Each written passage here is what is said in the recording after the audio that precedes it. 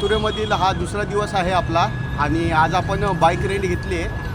ही जी Honda shine आहे 100 सीसीची, ती आम्हाला 400 रुपयात पडलेली आहे। 1000 रुपये आम्ही डिपॉझिट त्याला दिलेलं आहे, तर एकूण 1400 रुपये त्याला दिलेले आहेत। त्यातले 1000 रुपये जेव्हा आपण बाईक रिटर्न करतो तेव्हा 1000 रुपये आपल्याला रिटर्न भेटतात। मी जर मथुरेत आलात तर अशी बाईकसुद्धा रेंट घेऊ शकता आणि ही बाईक रेंट घेऊन मथुरा, वृंदावन, गोकुल, बरसाना असं वेगवेगळ्या ठिकाणी तुम्ही जाऊ शकता।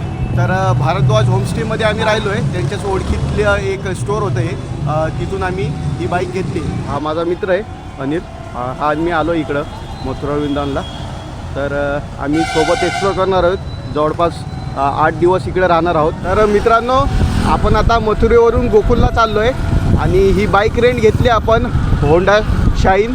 तर हा कसं काय गोकुल असणार आहे ते सर्व दाखवण्याचा प्रयत्न मी तुम्हाला करेल।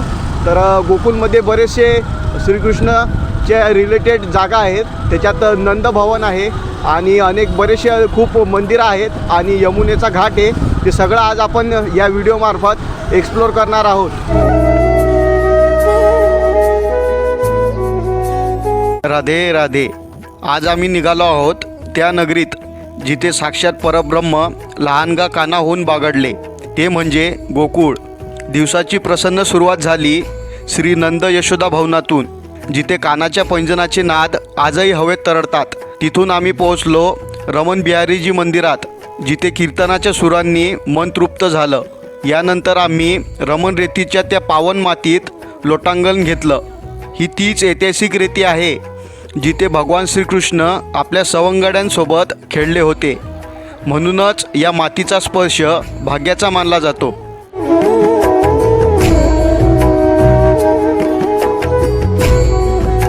तर मित्रांनो, मथुरा, वृंदावन, गोकुल, बरसाना या सिरीजमध्ये आपण पहिल्या भागात तुम्ही मथुरा पाहिले आणि दुसऱ्या भागात आपण आता दुसरा दिवस आहे, आपण गोकुलमध्ये आलो आहे। बघू शकता तुम्ही इथं जे भाविकजन आहेत ते सगळे येऊन इथं लोटांगण घेतात आणि देवाचं नाव घेत ही माती घरीसुद्धा घेऊन जातात। तर इकडच्या साईडला हे रमण रेतीचं मंदिर आहे आणि इथं जेव्हा केव्हा गोकुलमध्ये आलेत तर इथं अवश्य भेट द्या। फॅमिली करून जर आलेत तर अजून तुम्हाला इथं आनंद येईल। ही माती माथ्याला लावा आणि देवाचं नाव घ्या, तुम्हाला एक सुखद अनुभव इथं आल्यानंतर रमण रेतीला नक्की वाटेल।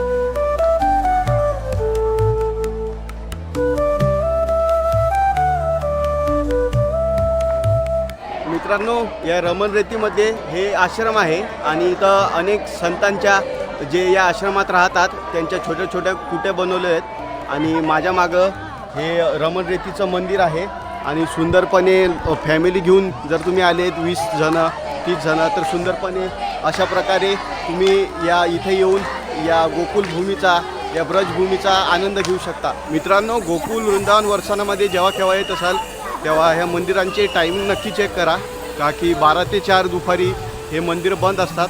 तर आता 12 वाजलेत, आम्ही या रमण रेती मंदिराच्या बाहेर आता जातोय।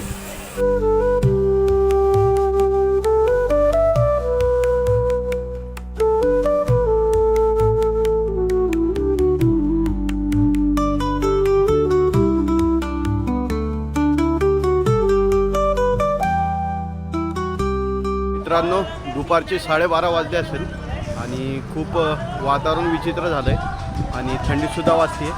तर माझ्या मागं आता हे चिंताहरण मंदिर आहे। या चिंताहरण मंदिरमध्ये जाऊन आता महादेवाचं आपण दर्शन घेऊया। माझ्या मागं तुम्हाला यमुना नदीसुद्धा दिसत असेल, तर हा घाट आहे। वाटेत आम्ही येताना ब्रह्मांड घाट म्हणून पाहिलेला होता, तर जाताना तो सुद्धा आपण चांगल्या प्रकारे पाहूया। तर चला आता जाऊया चिंताहरण मंदिरमध्ये।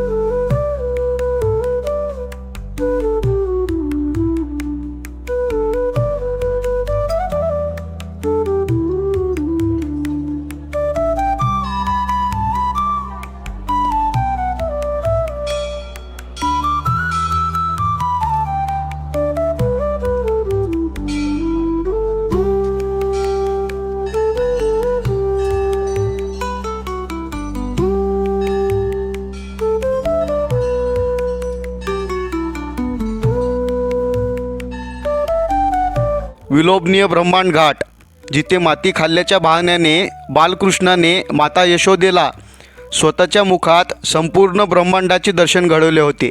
या घाटावरील शांततेचा अनुभव घेऊन आम्ही 84 खंबा या प्राचीन मंदिराकडे वळलो.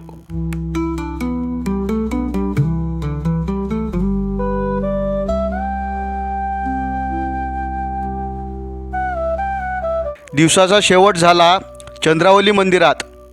हे स्थान म्हणजे निसर्गाचा अद्भुत आविष्कार आहे.